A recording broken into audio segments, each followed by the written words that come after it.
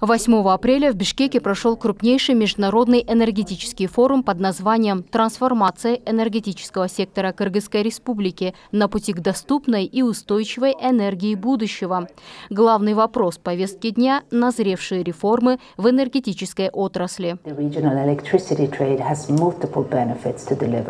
Анализ текущей ситуации участникам форума представил глава Кабинета министров Акылбек Джапаров. Он также рассказал о планах на будущее, целях и задачах предстоящей реформы энергосектора.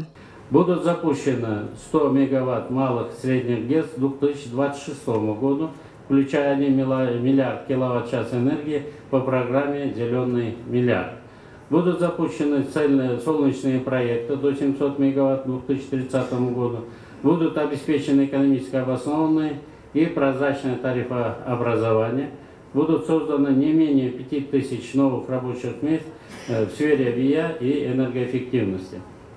Также поставлена задача по сокращению глобальных выбросов углерода в энергетическом секторе на 40% к 2030 году. Как вы знаете, эта задача поставлена перед нашим правительством в рамках инициативы нашего президента Джапарова Садыр Нургадовича на саммите в Глазго.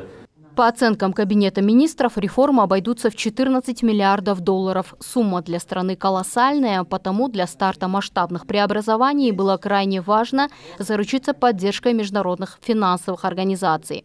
Власти рассчитывают привлечь необходимую сумму в течение ближайших 8 лет, то есть до 2030 года. Спасибо. Доноры, присутствующие на мероприятии, поддержали Кыргызстан в решении трансформировать энергетический сектор, заявив о том, что республика может рассчитывать на финансовую помощь. Всемирный банк, я надеюсь, также все остальные партнеры по развитию, ваши надежные партнеры. Дорога впереди длительная и непростая, но мы будем идти вместе с вами.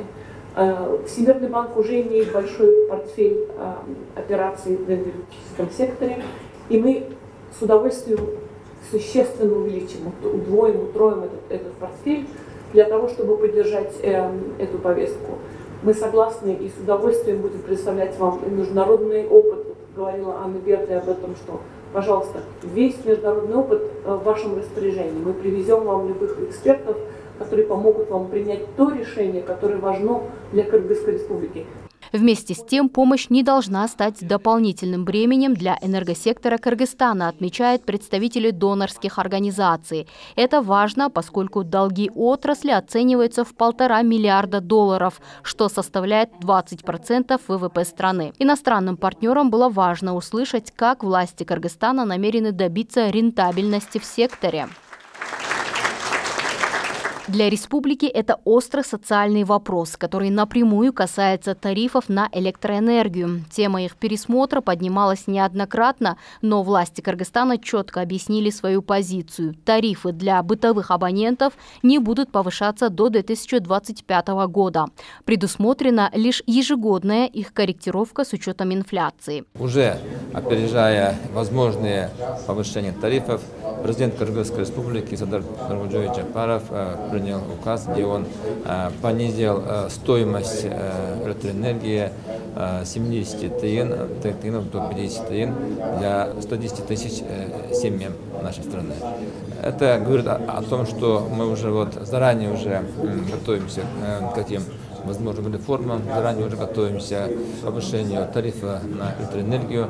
И сейчас также совместно с нашими партнерами мы прорабатываем вопрос о возможном дополнительном еще увеличении размера пособия для наших нуждающихся семей.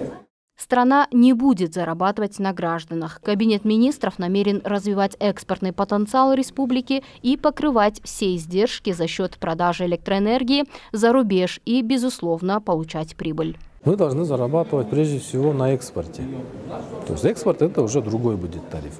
Мы должны увеличивать генерацию, и мы должны это соотношение потребления, в структуре потребления, я имею в виду, где 63% потребляют абоненты по категории населения, остальные, получается, 38%, и потребление идет по 37% по категории промышленность.